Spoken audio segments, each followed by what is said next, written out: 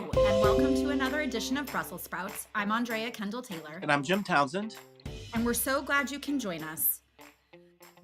It hurts me to say, but transatlantic relations continue to be in a free fall, and the key question continues to be how far the floor of the relationship will fall. It feels unlikely that we've hit the bottom yet. As if the disastrous Oval Office meeting between Presidents Zelensky and Trump were not enough, this week the Trump administration announced the suspension of U.S. military aid and intelligence to Ukraine. Reports have emerged that Trump administration officials have held secret discussions with some of Zelensky's political opponents. And Trump on Thursday told reporters he would consider only defending those allies that spend enough on defense. These events, and really everything that has transpired since U.S. Secretary of Defense Hegseth gave his speech to NATO in February, have catalyzed an unprecedented European response as allies are no longer certain that the U.S. will remain a reliable partner moving forward. Allies are ramping up their defense spending. Germany, for example, announced it would loosen its debt rules to allow for higher defense spending. And in an emergency meeting in Brussels yesterday, the EU agreed to rearm Europe by mobilizing 800 billion euros in defense spending. This jump in spending is unprecedented for the EU, with 2024 spending hitting a previous record high of 326 billion to rearm. And so, to discuss what all this means, we're very pleased to have with us today Shashank Joshi and Camille Grand on Brussels Sprouts. Welcome to you both. Thank you so much for having us. Great to be back on, I think. Thank you, Andrea. It's really a pleasure as well. Quick intros. Shashank is The Economist's defense editor, and Camille is a distinguished policy fellow at the European Council on Foreign Relations. As we were talking before we hit record, Jim and I were just commending both of you for all of your leadership online and really helping drive the debate and the discussion that's unfolding. So Camille, maybe I'll start with you. Just kind of in your own words, describe what you see going on in Europe right now and give us a sense of, like, is this really as unprecedented as it seems? What I would say is that the events of the last couple of weeks, in fact, because there's been a lot of focus on the disastrous meeting in the Oval Office, but I think there is more than that. You know, it's a series of events that have been unfolding and have thus generated a lot of, probably the largest single stress test for the transatlantic relation that I can remember, including through my history classes. So in a way, we are in a situation where the Europeans are really wondering where does the administration stand on multiple fronts. So I'll leave aside the tariffs war and the ideological battles that Vice President Vance launched during the Munich Security Conference. For the time being, we might want to come back to that to focus more on the defense and security element of the conversation, and to say that essentially what we see is a fairly profound disagreement over the handling of Ukraine. Yes, everyone sort of agrees that we want peace, but the terms of that peace, the way to achieve it, who should be pressured, there seem to be very different views on both sides of the Atlantic. And then there's the second one, which is sort of coming in addition to that, which is the more future of NATO and US commitment. I think Secretary Hegseth in his visit to Europe sort of made things relatively clear and straightforward. You're in charge of the conventional defense of Europe. Fine, then we need a plan. We need to sort of roll it out and start working on that there.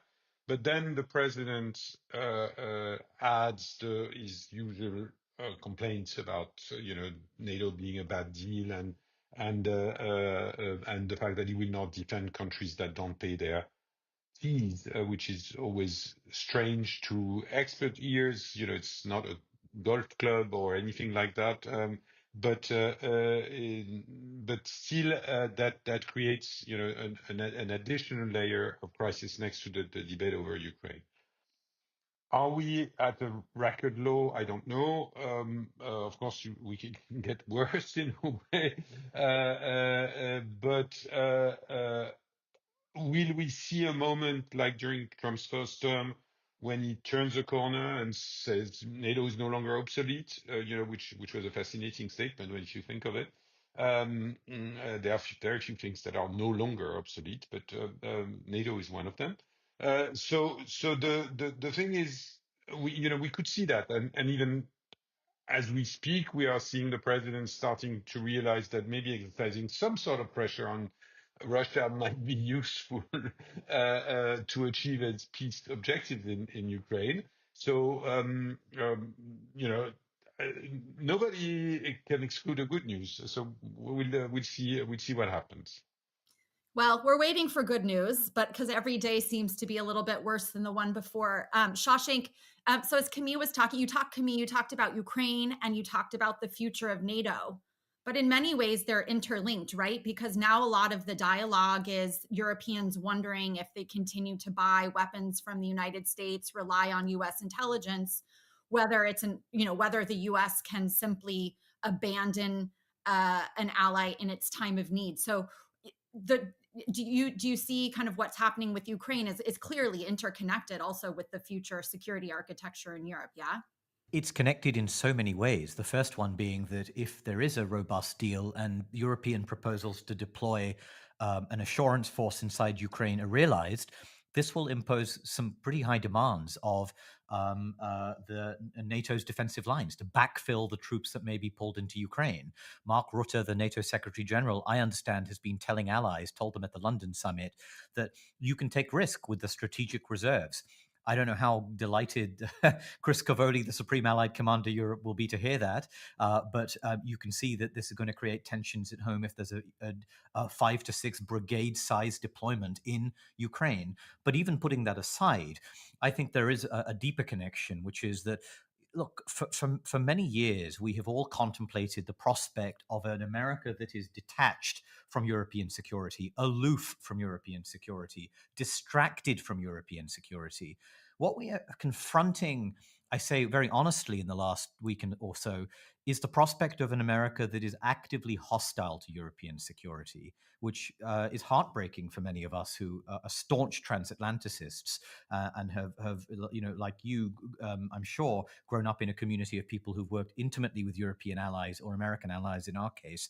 And what I mean by that is we are looking at an America that may now impose a deal on Ukraine and treat it as though it is the adversary, whilst reaching out with concession after concession to Russia, forcing us as Europeans to choose between maintaining our relationship with the United States or accepting a deal that could have grave long-term consequences for European security. And so all I want to say is, I hope Americans listening to this, when they listen to people like John Healey, the UK Defense Secretary, speaking in Washington, say, we have a special relationship, we must deepen our defense relationship. I'm glad he's saying those things, whatever it takes to persuade the administration to remain engaged in Ukraine, whatever it takes to buy time. But the private conversations we're having, they are quite dramatically different to those we were having even 6 months ago. And they speak to grave and serious distrust of American intentions and behavior. One quick follow-up question, and Camille, you can respond to that too, but Camille, how much do you think Europeans see this as a Trump thing? And so it's, there's a period of vulnerability for 4 years. We're going to have to navigate that. And then perhaps things get back on course. Or is this viewed as something like that the transatlantic relationship is being irreparably damaged? And this really is a rupture. And we're kind of in this historic moment where things are going to change and really not go back to the way that they were before. Yeah, I want to tackle that, because I'm not saying it's an irreparable rupture, but I think there are some irreparable consequences. And I just want to give one example of the appalling scenes in the White House with President Zelensky. It's not that Donald Trump's behavior was bad. It's not only that. It's the celebratory mood among the rest of Mr. Trump's party. The Speaker of the House portraying this as a victory for America and American pride. Lindsey Graham, a senator who has long been notionally a supporter of the transatlantic alliance, reveling in this moment and supporting President Trump. We see, frankly, a party that has gone intellectually, turned on its allies, turning on us. And it goes beyond Trump. This endorsement of the idea Zelensky must resign, the endorsement of overturning Ukraine's martial law. So even if this goes back to normal, who will the next president be on the Republican side? Will it be a Vance, who appears even more ideological and structured in his way of thinking than Donald Trump? And regardless of that, I think that the prospect of a return of Donald Trump, or a Trump-like figure, of course, I should say, will infect our ability to durably repair the alliance, I fear. Camille, what do you think? Yeah, I think it's very much the debate in Europe as we speak. There are those who believe that Trump 1.0 was not that bad. The image I use is to say it was a roller coaster ride. It's unpleasant, frightening, it makes you dizzy, but you land where you're supposed to land. Will Trump 2.0 be another one of those? The first few weeks don't suggest that. They are much more frightening, and they suggest that things could derail. And our gut feeling, and I have been writing this myself, is to say, okay, all of this is very un-American. But on the other hand, this president was elected by the American people. The Republican Party endorses 100% of its positions. There are very few guardrails that are saying that this should not happen within the administration, within his party, and so on. Of course, we all know that half of America is not of that view, and that we were also reassured by the fact that both in the polls but also on the street there were very clear signs of on the roads of Vermont of people saying we don't like this, and it's wrong to be at least perceived as siding with Russia. I think that's I think it's like the hardest thing with, is this Trump or is this the Republican Party? Because, is it because everyone is kind of so afraid to voice opinions that differ from the president because, there's the threat from Musk that they'll dump money into the opposition's races, into their campaigns, et cetera. So I agree. It's an open debate about, is this Trump? Is it the Republican Party? Or is it just the Republican Party under Trump because he's so personalized the system? If I may, and Shashank might have a slightly different view. In a way, I would say that's your debate. That's the US debate. The Europeans have only a limited influence on that. They spend a lot of time engaging Congress, talking to senators on both sides of the aisle, to members of Congress, and try to shape the legislative branch side of the debate. But I think, in a way, that is for you to tell us. The issue for the Europeans is, I think we have to admit that Trump 1.0, or the first mandate, could be seen as an anomaly in a trend of US commitment to alliances and things like that. We can no longer work on those premises. We have to assume that there is a strong, lasting trend in US politics that is, to put it gently, doesn't like alliances, doesn't like overseas commitment, and tends to bully allies, and doesn't really care about Europeans. So, which creates a debate in Europe, which is a one debate that would have been a sound debate, is how do we defend Europe with less America, which would have been coming with Harris in the White House. There is, I think, the whole issue of rebalancing and burden shifting, and all of that was a very normal and legitimate debate that many Europeans were ready to have, even though some didn't like it. To a debate of what do we do if we have to defend Europe with no America, or with so little America that it becomes very complicated, number one. And the second thing, which is, I think, more of a shock to those leaders and individuals that were extraordinarily committed to the transatlantic relation, is to say, okay, but where is the US that we trusted? And for me, the strongest statement was that of Kaja Kallas, who cannot be, who said the free world needs a new leader. When you have an Estonian prime minister who's a dedicated transatlanticist, whose strength as the new HRVP, so Minister of Foreign Affairs for the European Union, is to be a strong transatlanticist, and says that, I think we need to start worrying about the state of the relationship, obviously. Well, this is quite a presentation of views, and to which I agree wholeheartedly. And it's hard to hear, right? Yeah, it is hard to hear, and but I've come to those conclusions too, and it's just I'm so glad you two are on the show so we can get this view out to Americans, which we will do. We will press this podcast out. But my question for you is this, and Camille, I think particularly you would appreciate this question, and that is, having worked at NATO, both you and I, we know that with the summit coming up in June, there's a lot of work that has already started with the international staff and with some of the missions at NATO to draft up a communique, to draft up various documents, to come up with an agenda and a discussion. I just keep thinking about what's going to happen at that NATO summit in The Hague. I think it's June 5th. How can you have a unified summit that deals effectively with the issues we have, such as Ukraine, such as Russia, when you have the U.S. in a totally different position than the rest of the alliance? I mean, not everybody. Hungary and Slovaks are probably in our camp. But I mean, it's just, I can't imagine being the perm rep, trying to do the negotiating the communique, fighting with his fellow allies over terms, over words in that communique, trying to describe the relationship with Russia, trying to describe the relationship with Zelensky. And I mean, how are we going to pull off a summit that means anything, that doesn't just blow up, where the U.S. just walks saying, look, this is not where we are anymore. We can't agree with this communique. We can't agree with what's been said here. And this becomes a platform for Trump just to walk away, or to say, look, I'm not coming to these anymore.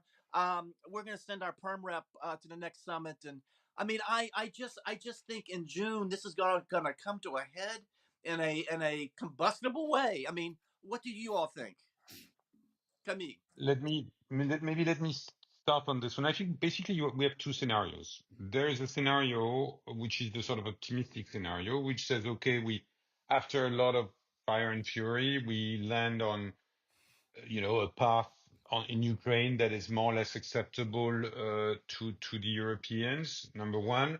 And number two, we start having a very serious conversation on the burden shifting, and we sort of organize a way for America to be less engaged in European security, which again, I think was going to happen anyhow.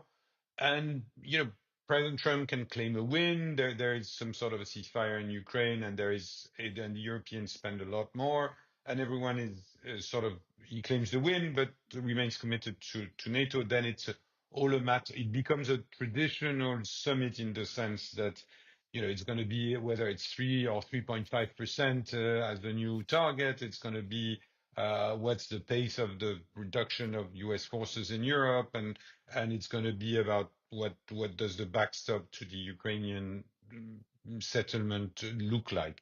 So that's the sort of optimistic model, I'm afraid, in the sense that I don't necessarily see that happening. But of course, this is what the deep state in every part of the alliance is trying to prepare for. There is a second scenario, which is a sort of 2018 summit redux in a much worse setup. 2018, you might remember, was the summit that Donald Trump attended, and where he really created a crisis in the room about the burden sharing. And except that this time, there are no Jim Mattis, there are no McMaster, there are no Kay Bailey Hutchinson to say, Mr. President, we need to now find a landing. You've made your point very forcefully, and we need to land somewhere. and eventually getting out of there with something that was a bit of a crisis mode. And all of this happening on the backdrop of a major war in Europe and of a feeling of insecurity by a number of European allies vis-à-vis Russia. So the crisis would be much deeper. I'm afraid that's the course we're on as we speak, because I don't see lots of serious effort to do this. But I'm also very sure that there's a lot of interest in various sections on both sides of the Atlantic to aim for scenario one, but I have no guarantee that it will happen. Shashank, you can weigh in on that too, but really, I mean, it is the broader question of how does Europe continue to stand up for Ukraine without totally alienating and upsetting and infuriating the Trump White House. And because I think you mentioned this kind of notion of time, like there is an importance for European leaders to buy some time so that there can be a more concerted, gradual, organized kind of handoff as the Europeans ramp up defense spending. I mean, that takes time. And so how are European leaders going to do this great balancing act? Well, I think it's worth reflecting on the fact that even if you think that Article 5 and America's adherence to Article 5 is substantially diminished, given the intentions and attitudes revealed by the White House in recent weeks, there is still undeniably real deterrent value to having a sizable American presence on the continent, and particularly the presence of American enablers. You don't need to believe in Donald Trump's munificence to believe that it's nice having American ISR aircraft going up and down the Eastern Front, because the data that they produce, the situational awareness they give us is real, whether or not Trump likes Putin or not. And so the longer we can maintain those relationships, the more time we have to think about developing the underlying forces we would need in the longer term. I think this does, as Camille has rightly laid out the link to the two scenarios, there is this question of, what does happen in Ukraine and how does that affect the timelines? If you have a situation in which diplomacy collapses because the Russians reject a ceasefire, and then we see the American response to that, it's possible Donald Trump would still blame Ukraine and sever aid. And in that situation, or indeed, sorry, I should have added, or the Ukrainians reject a deal that they believe is so unfavorable that they simply can't sign it without risking internal political dissent. Now, in those situations, I ask myself, on the one hand, we would need to defy an American government to keep Ukraine solvent on the battlefield with, I am being frank, quite middling chances of making good the serious American losses, particularly in the areas of air defense interceptors, high-end weapons, and particularly intelligence and weaponeering assistance of the kind that has been critical, as we all know. On the other hand, can I imagine a scenario in which Europe could buy American weapons on a remunerated basis, on a kind of transactional financial basis to give to Ukraine? Would Donald Trump then view that as undermining his peace deal or as a canny business deal in ways that would allow us to patch together this relationship for enough time, and we are talking about a number of years, to begin allowing these enormous financial amounts that we're discussing in Europe to translate into brigades, into AWACS, into refuelers, into the capabilities that take many years to come to fruition. So I think even in the bad situation, we don't get a satisfactory peace agreement of the kind that Camille described. Even in that situation, I think I can still see pathways that hold things together, but they are sticking plasters. They're not really durable solutions, if that makes sense. I guess the key to a successful summit, and I don't think we're there yet in everybody's thinking, to be honest, is to admit that it's going to be a transformative summit. It cannot be just a summit about a nice photo op to say that we're together. We need to think through how NATO, it's what I call a NATO 3.0, a NATO that would be very different from the post-Cold War NATO and also from the Cold War NATO, where the US role would probably shrink and, for the better, in a way, but from a US perspective, and to a degree from a European perspective, because the Europeans would be more responsible for their own security and wouldn't be in panic mode if the US is less inclined to play its traditional role. So that is the sort of thing, the sort of, if we can unify behind such a plan of a NATO that's going to be much more European, much less dependent on US assets, and sort of develop the sort of plan over a few years to get there in a sort of disciplined and organized manner, and of course, by saying disciplined and organized, that's not exactly the White House that we're seeing, obviously. So that doesn't help. But after all, at a certain point, it might well be the way that where everybody lands. But I think it's fair to grant to the Trump administration the idea that things have to change, and I think honestly they would have had to change anyhow. But let's concede that win. And then, but also that if things change, they have to change in an orderly fashion. What worries me, honestly, is how the Ukraine situation will loom over this, because I think I was just in Washington very briefly. I'm surprised, listening to General Kellogg's intervention, that there is not necessarily a full understanding of how serious the Europeans are when they say that Ukraine is a maybe not an existential, but certainly a fundamental or critical security interest for many Europeans. And basically, the Europeans lived with a unilateral US decision to pull out of Afghanistan, made by Trump again, even if the Biden administration executed the decision.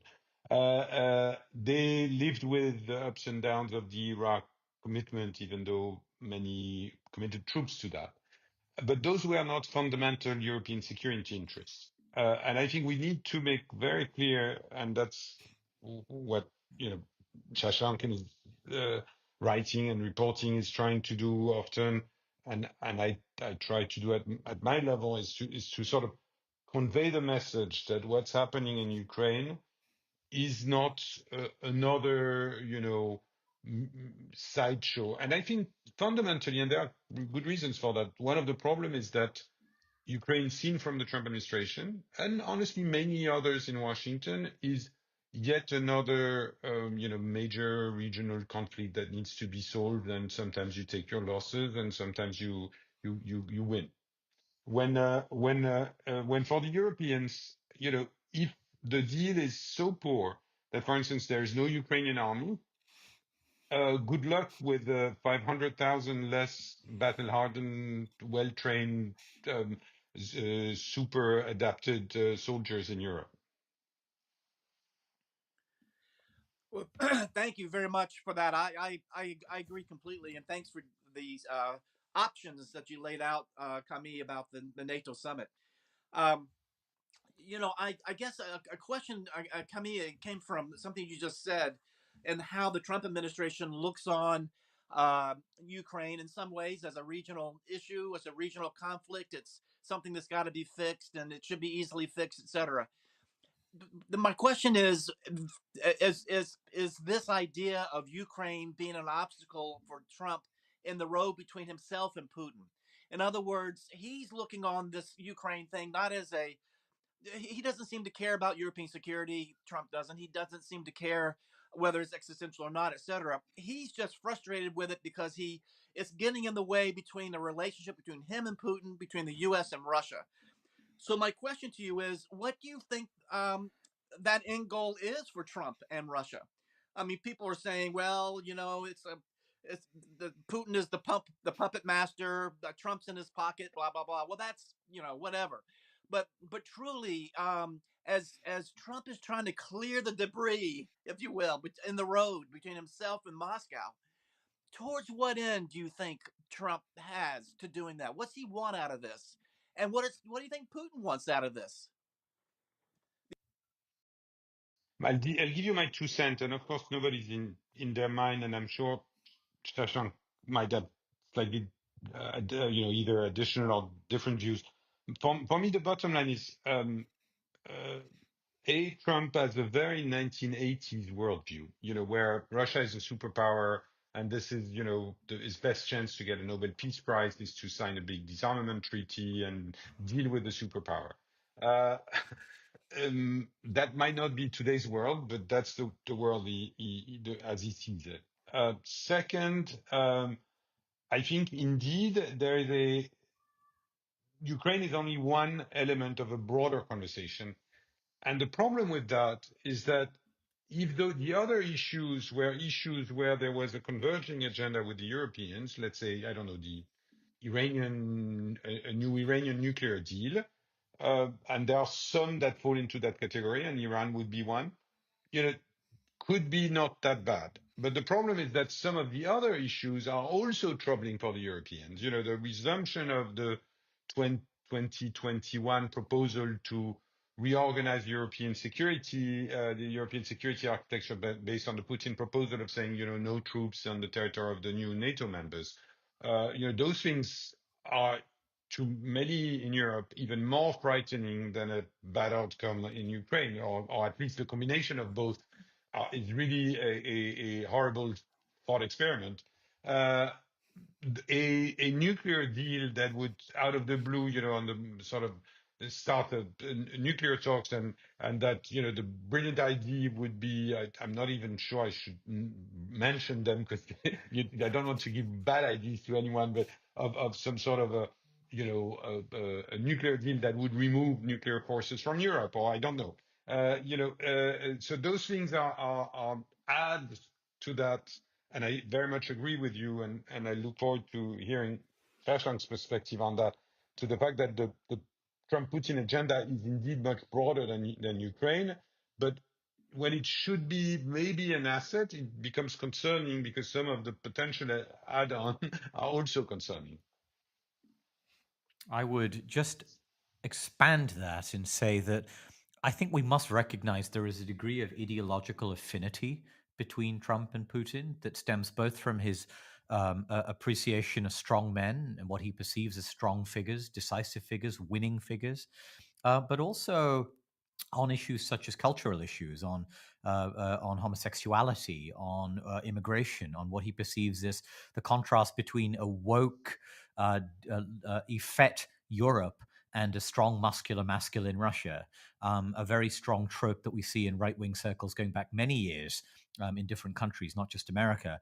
But beyond that, I think there's different coalitions in America, some of whom genuinely believe the delusional idea that they can conduct a reverse Kissinger and peel Russia away from China. Maybe we can discuss that later. But also, I believe, and let me state this simply, the Trump administration wants to pursue a broad, sweeping rapprochement with Russia that goes beyond Ukraine and is partly about a ceasefire in Ukraine, but is also a much bigger deal involving economic, political, and diplomatic normalization across the board. One element of which may be the nuclear element that Camille mentioned, but others may be questions around revising the status of U.S. forces in Europe, revising the idea of European security and Russia's role in it. I can imagine Trump picking up on the Russian ideas that they were advancing and disseminating in late 2021 of indivisible security and why that means NATO enlargement is a threat to Russia. So frankly put, I don't think this is just about Ukraine. I think we are going to see an attempt, and I stress attempt, at normalization. But of course, reality will bite when Trump discovers that Russia has its own interests. And we already see this just in the last 24 hours as we speak, when a Russian aerial assault on Ukraine appears to have affected Trump and made him realize that he looks like a bit of a sucker, and he has to perhaps pretend as though he's at least threatening some kind of pressure on the Russian side. Yeah, I want to come back to the Ukraine point in a minute, but just to take this one step further on the European side, there seems to be an assumption, a faulty assumption in the Trump administration that this kind of spheres of influence world would be stable, that Putin would kind of like pocket Ukraine and be satiated and content, you know, or and the other elements that you're talking about, a rolling back of US forces, et cetera, and that he would be happy in that world. And I think what you both are saying, and I don't want to put words in your mouth, is like that is an unstable recipe, because the assumption is that Putin would want to go further to really end NATO once and for all, to really exert more control and dominance over Europe. And I think it's really interesting to note what's happening in the Russian domestic media, where although there's a tamping down of the US as an enemy, it's simply been replaced by Europe. And now it's really Europe that is enemy number one. Europe is building up its forces. Russia has to rearm because Europe is now the aggressor. So I guess take this one step further and talk a little bit about then what you think the risks are. So if we do get this rapprochement, we have a bad deal in Ukraine, the US is rolling back its force posture in Europe, we've removed sanctions on Russia.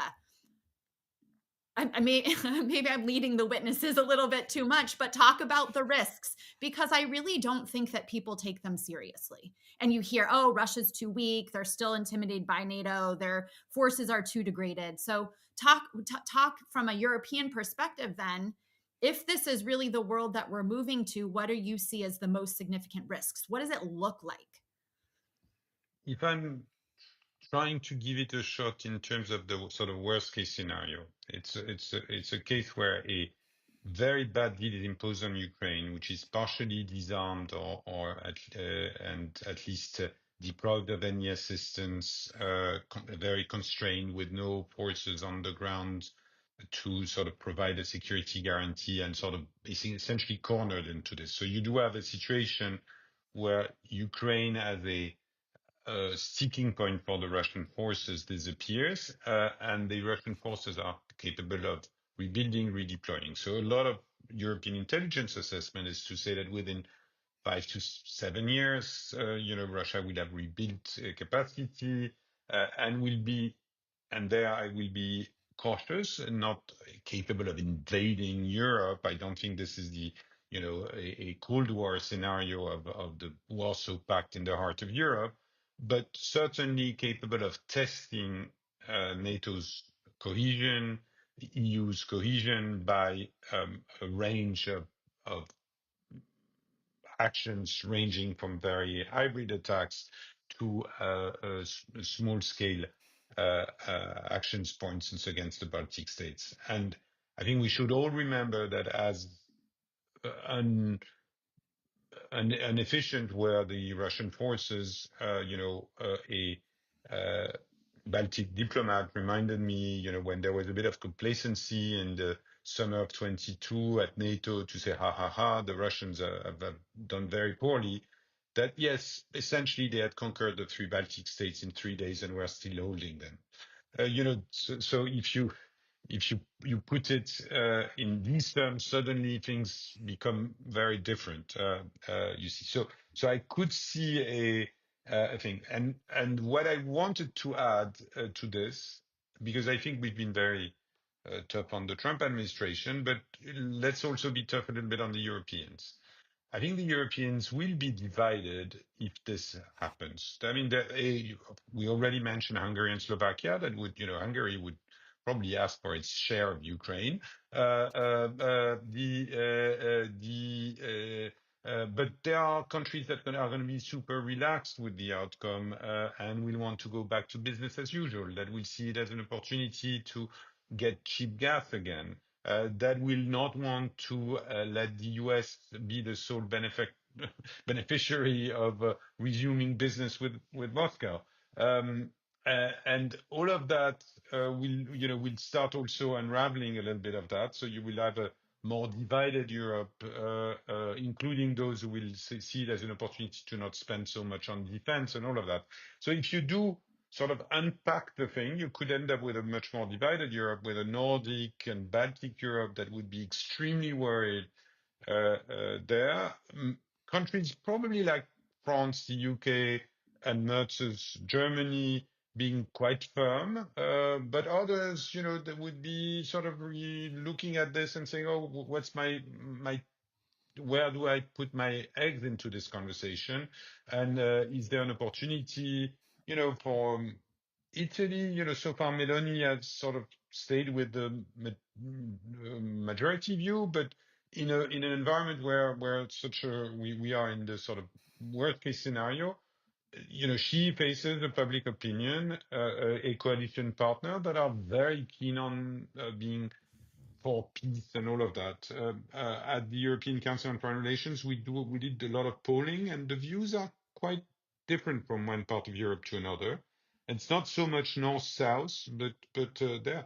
And honestly, one last thought is, in that context, the ideological assault on European democracy is extremely problematic, because if suddenly you say, as J.D. Vance said, that the Romanian pro-Putin candidate is a super good guy that was deprived of a legitimate victory, you create the recipe for more of such victories, of, at least Russia-leaning leaders, without, even going into whether they're Russian assets or not. So, Shashank, I want you to weigh in, but I'm going to ask it more provocatively. So, in the White House, President Trump told Zelensky that he's playing with World War III, risking World War III. Do you think if you extrapolate what this administration is doing, like we said, bad deal in Ukraine, lifting sanctions on Russia, withdrawing forces from the eastern flank, et cetera, is the Trump administration risking World War III? I think that's such an interesting, difficult question to answer, and I want to resist my urge to say yes, because I see that it leaves Europe. Camille has really answered this very well. You get a Europe that is more divided, a Europe that is more vulnerable. If we think about why Russia might use force in Europe on a large scale, we often think about it not in terms of territorial acquisitiveness. It's not in, Russia. I don't think Russia is interested in restoring physically the territory of the Russian Empire or the Soviet Union by force and occupying it. I and others think about it often in terms of a challenge to the, as Camille put it, the cohesion of NATO, a use of force to challenge and expose the hollowness of Article 5, and by doing so, unravel the political basis of the alliance. Now, the only thing I wonder is if we are in this worst case scenario and the alliance has fragmented badly, does he need to expose the hollowness of Article 5?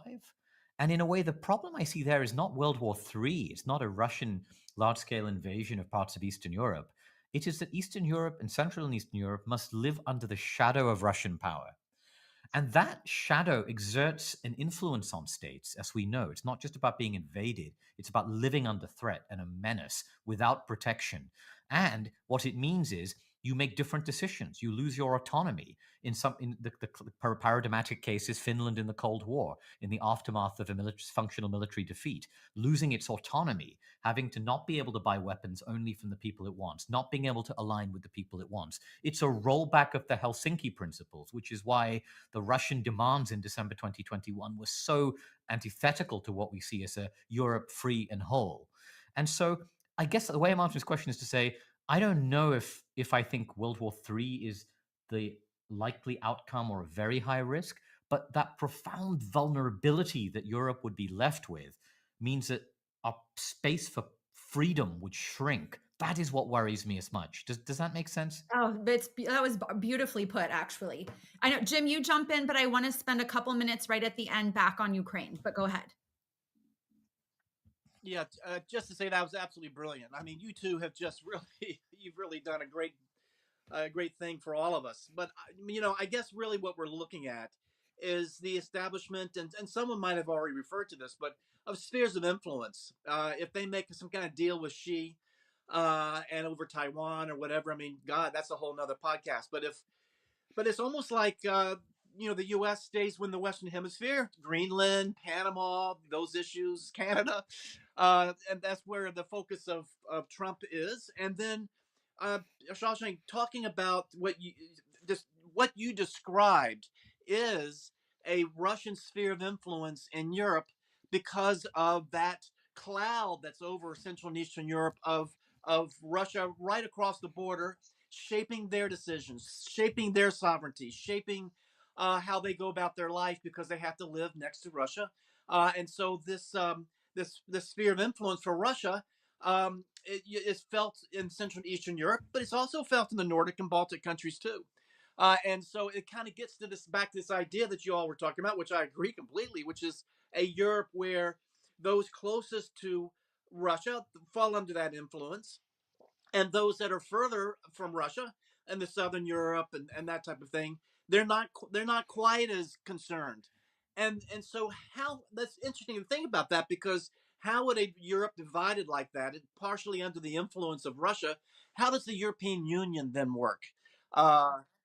But Jim, can I say one thing before turning to Camille, which is just I don't want to concede this scenario entirely, right? In that I mean, we may see splits in Europe, I accept that, but do I think that France and Britain and Canada and others flee their battle groups in Eastern Europe because of this breakdown? No, I think we're not going to give up this sphere ourselves. Yes, we may have grave doubts over our ability to fully conduct conventional defense without America, and we may be vulnerable and afraid of that. The nuclear backstop would be a huge issue we haven't discussed. Maybe that's another podcast for us to discuss. But we're not going to. I don't think any French or British or German, even this current incoming German government, worth its salt, is going to just give up and turn on its tail and flee. I think that would be catastrophic. I'll go ahead, Camille. No, I just wanted to pile on this. I think the Europeans are sometimes a little afraid of their ability to do things. Andrea was mentioning the fact that we are spending 330 billion a year now, which is for the EU only. With the UK and Turkey and Norway, it's 440 billion. It's more than half of what the US spends, with a 90% focus on the European continent as far as Europeans are concerned, which is not the case for the US spending. We outspend Russia 3-1 in real terms. Okay, in purchase, parity,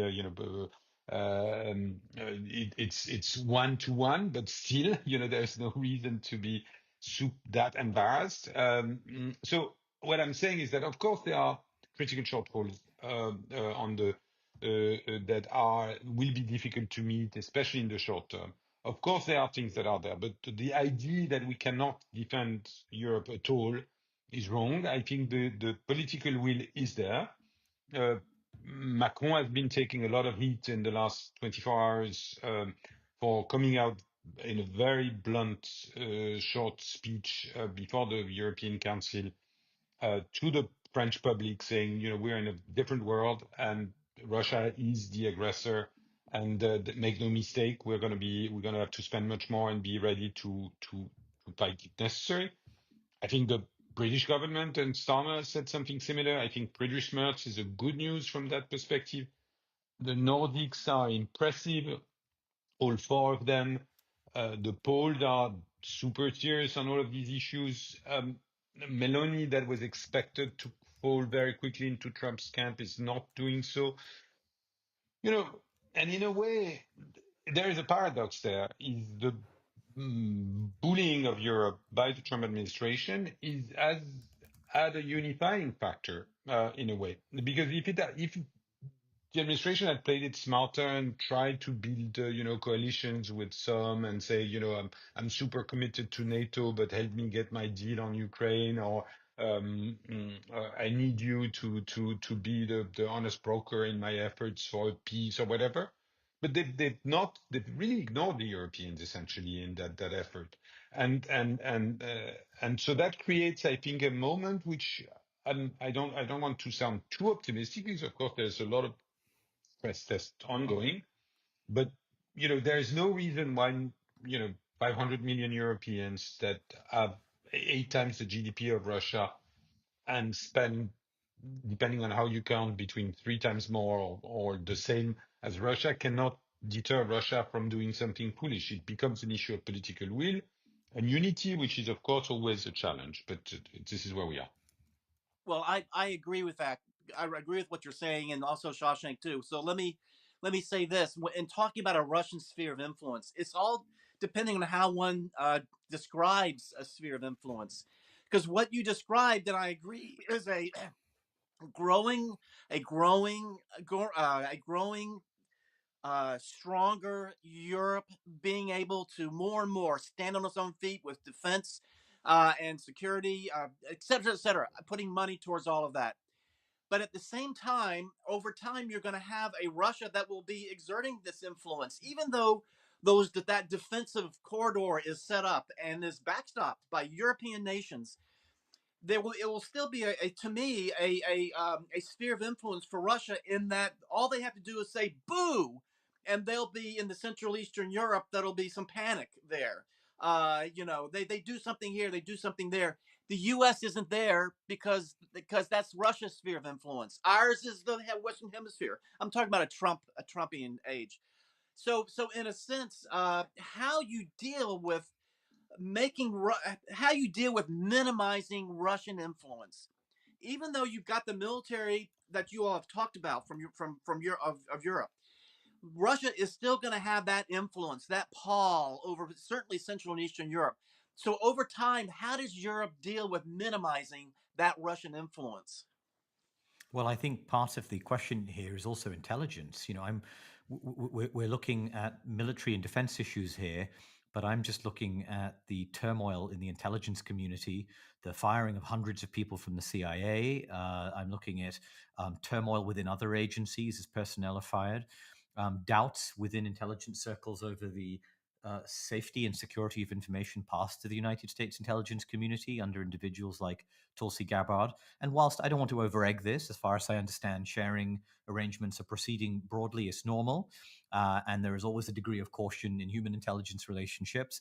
I can see that even without a hostile America, an America whose I see is in internal turmoil and is chasing tilting at woke windmills. And in the case of the FBI, is focusing on the Mexican border and fentanyl and other things, and saying Russia, who cares about Russia?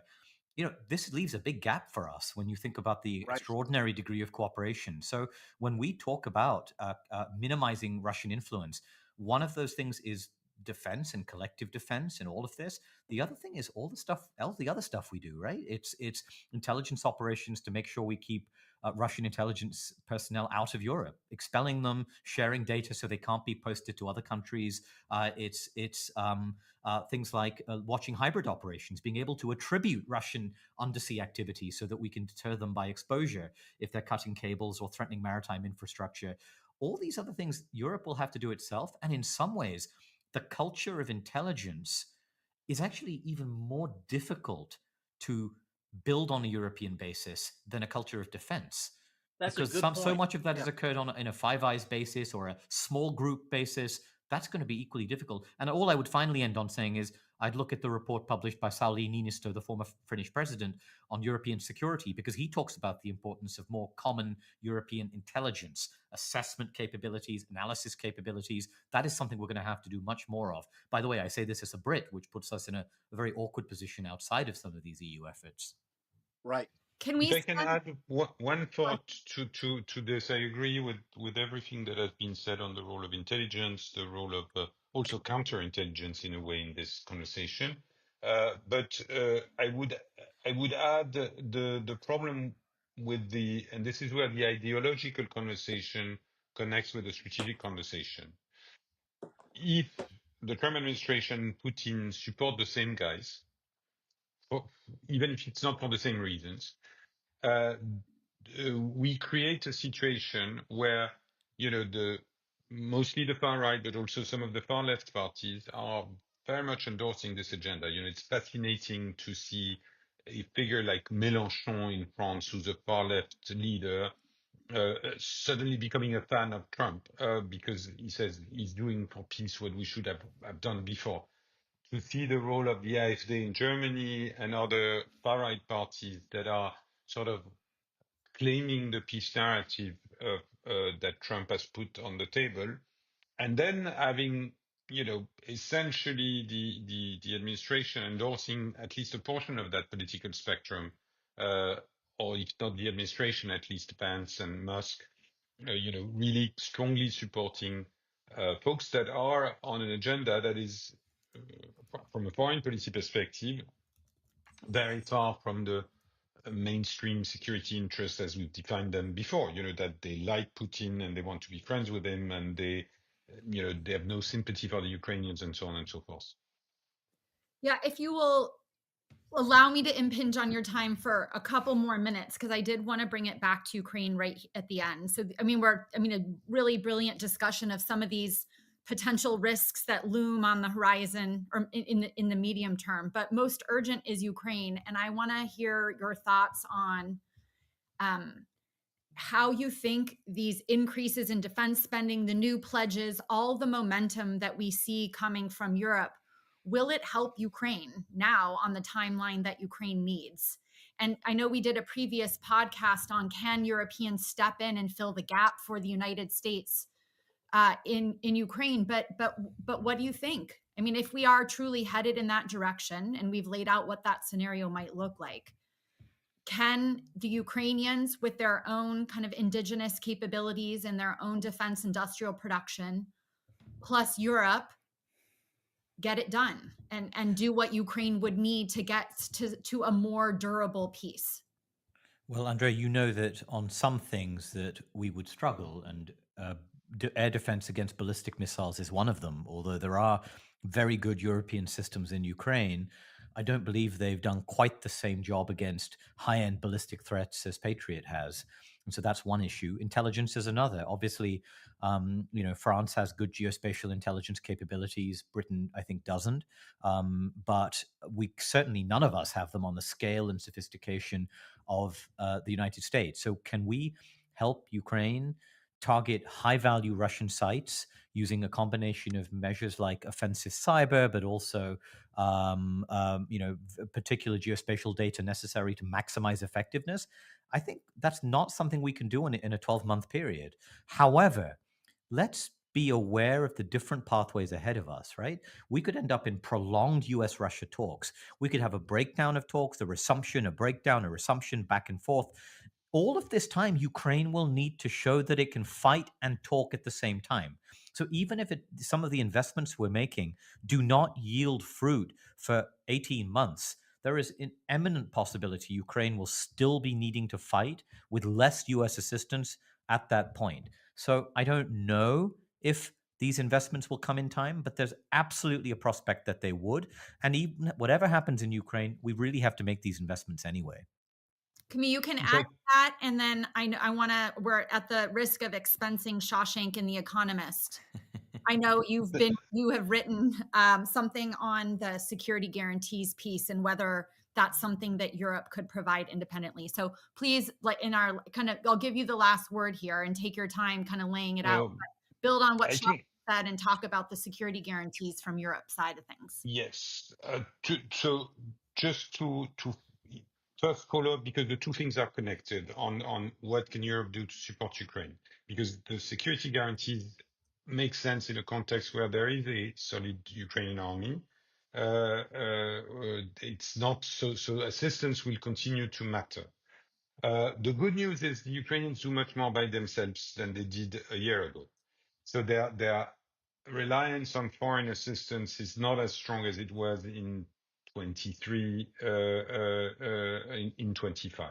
So I think that's something we need to take into account. I agree with Shashank on the fact that there are certain things that the US provides that are extremely difficult to replace, even with the best will of the Europeans.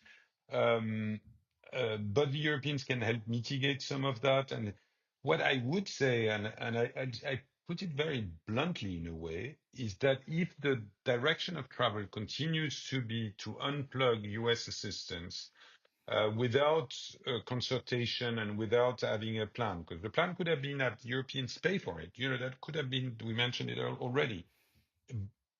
Here it only seems to be a tool to get the Ukrainians to the table.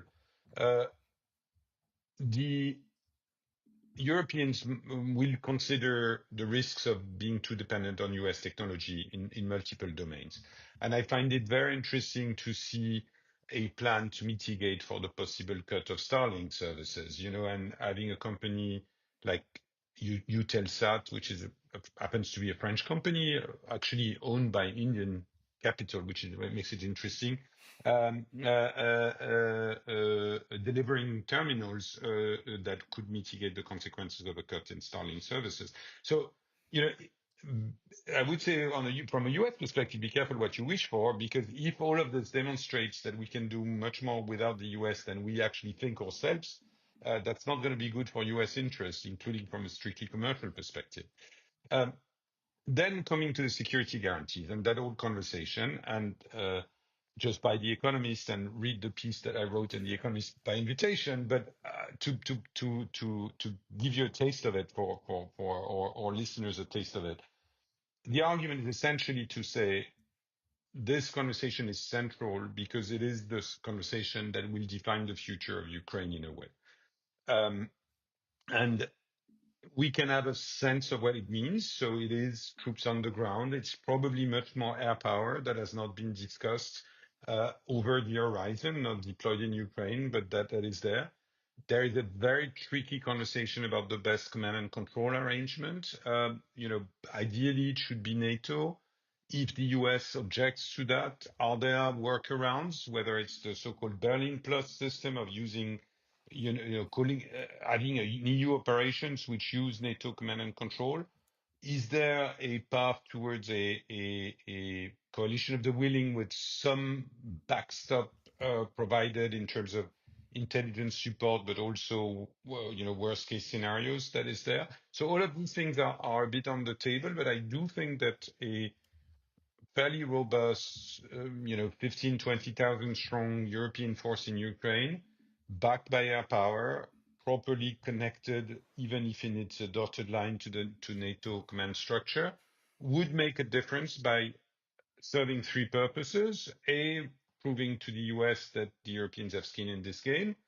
B, proving to the Ukrainians that they're not going to be alone if the ceasefire doesn't hold. And more importantly, deterring Russia or at least raising the bar of violating the ceasefire. And ultimately, the paper argues that this is a bit calling everyone's bluff.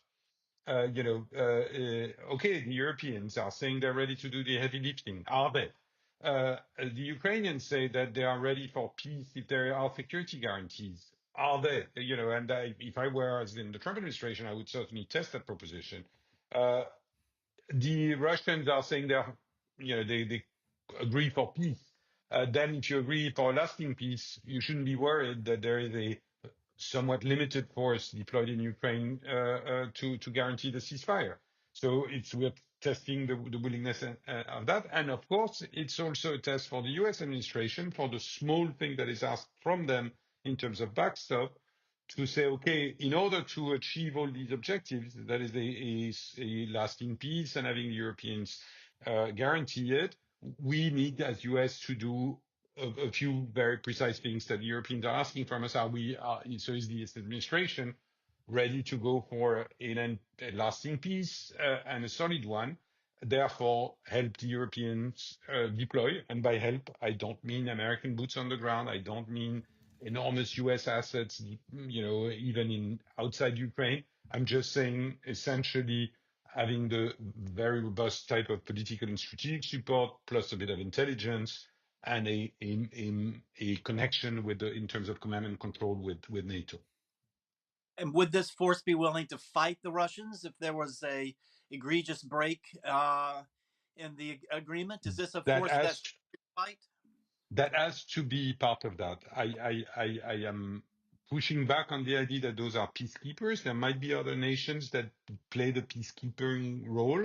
It is a reassurance force that is there, and that should be ready to fight. Should it be tested itself, or should the ceasefire be broken on a large scale there?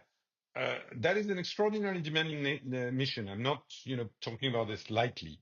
I'm just saying that I think it is a probably providing everyone a better chance of having a lasting peace, even if Ukraine, parts of Ukraine territory remains occupied and so on. But the conditions for it to be successful is that the Ukrainian army remains on the one hand, and that at the other end, the backstop function exists, which is not a backdoor way to bring American troops into Ukraine. Let's be very clear about this. It is more about convincing the European allies that they can do this without being super concerned that it's creating gaps for the defense of Europe that would be difficult to mitigate, or it's putting them in a situation that if things go sour, the US would say you're on your own, suckers, essentially. So that's the one thing we want to avoid. And then this will be the last question because you've both been very generous with your time. So the word backstop is obviously doing a lot of heavy lifting. And I think there's a lot of confusion and lack of clarity as to what it means. So when Starmer and Macron come to the United States and they're asking for this backstop, and Camille, you're talking about it, and you've alluded to some of the things. Yeah, you need intelligence support. There's some maybe key gaps and functions that the US can provide without putting boots on the ground. But then you allude to, if things go sour, will the US be there? So is it not a US security guarantee for Ukraine? I mean, are you asking for the United States to come to that force's aid if the Russians test it? And because I cannot imagine this administration signing up for that.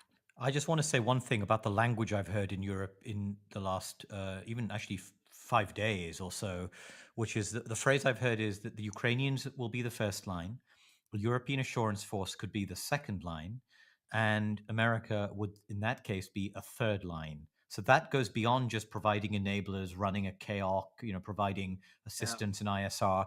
There is an assumption, and here I must say, I think the French, and Camille will know more, but are more flexible about what the backstop can and should look like and how much commitment has to come from America. The Brits, as I understand it, are a bit more adamant that it has to be a firm assurance. And that's partly because for many smaller countries involved in this coalition of the willing, they would be far less willing to sign up. Perhaps very few would be willing to sign up if it wasn't a credible promise of America to come to the aid of this assurance force. Well, no, I don't think it has to involve that. I think you could quite easily imagine a modality that would say significant quantities of American air power and long-range firepower would be available to defend and protect the force and shield it against an impending Russian attack. I do not think I think you could absolutely live without a promise of US boots on the ground. I think air power is really where where the meat is. However, generally, I think that the prospect of a backstop is fading in the last week or so from everything I hear. I'm afraid that it's true. I think we need to be what we need if we had a very, and I hope it's happening behind closed door, a very honest and disciplined process is to sort of try to think through what this is, simply.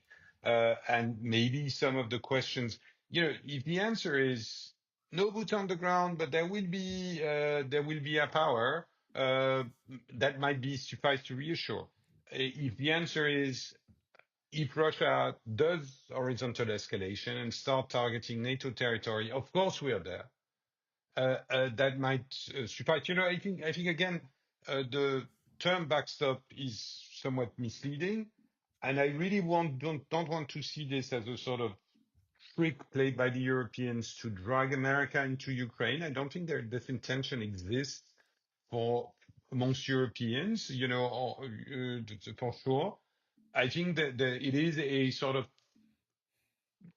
fair request to say, okay, we're going to do something quite complicated and quite dangerous, and we want to make sure that our other allies, and by the way, not only applies to America, it also applies to other European allies that would not deploy in that particular case, would say, of course, we're with you if there is horizontal escalation, and we would consider doing things with air power and provide all sorts of support in the realm of intelligence or whatever, including in Ukraine. So this is the sort of things we're talking about.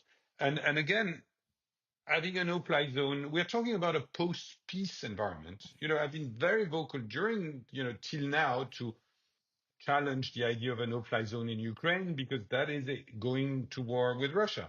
In that case, the onus of going to war with the West would fall on Russia, and I do believe that, especially in the air domain, we have lots to bring to the table, even short of massive American commitment. And that the Russian Air Force will not necessarily be tempted to face that. So again, I think this is, maybe I'm too French and too relaxed on that. I think I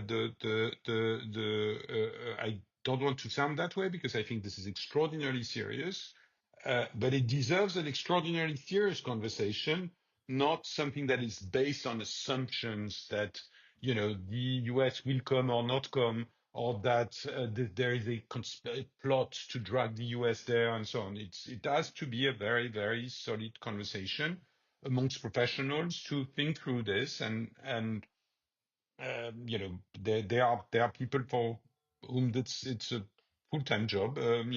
Chris Cavoli is one of them, and so on, that can provide the right guidance on what is the reasonable approach to all of this, that can deal with the political constraints of everybody's concerned, I believe. Well, this was really wonderful. I know we could go on, and I know we need other backstops. Shashank, you talked about the nuclear piece, that we got to get that into the queue. Next week. Yeah, but this was really wonderful.